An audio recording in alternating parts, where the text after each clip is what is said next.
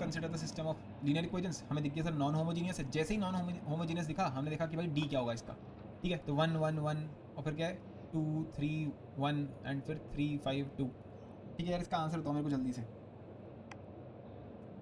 तो आ रहा है डी इक्वल टू 0 आ रहा है, तो ये तो आपका क्लियरली हो ही जाएगा कि सर इसका फिर आपका आंसर अच्छा डी इक्वल टू 0 आ गया। ओके सॉरी सॉरी, अगर डी 0 आ गया तो अब आप क्या करेंगे इसके आगे?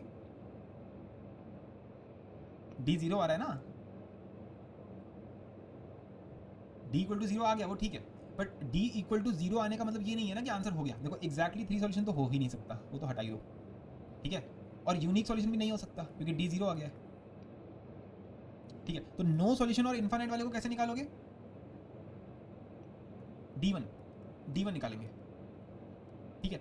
और अगर D1 0 आ गया तो फिर हमें D2 निकालना पड़ेगा, D2 भी 0 आ गया तो फिर हमें D3 निकालना पड़ेगा, और अगर D3 0 नहीं आया तो फिर नो सॉल्यूशन। अगर D3 0 आ गया तो फिर इनफाइनाइट सॉल्यूशन हो जाएंगे।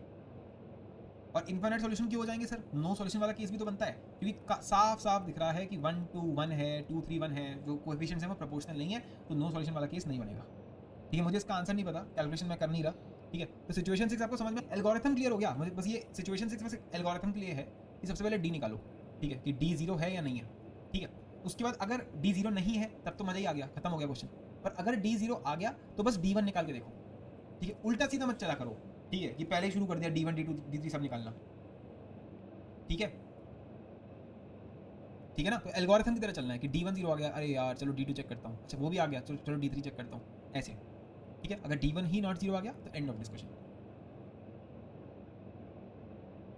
क्या क्या गलत हुआ है? तुम देख सकते हो, वो तुम देख सकते हो, तुम समझ गए है ना। अगर D0 नहीं आया तो यूनिक हो गया, अगर D0 आ गया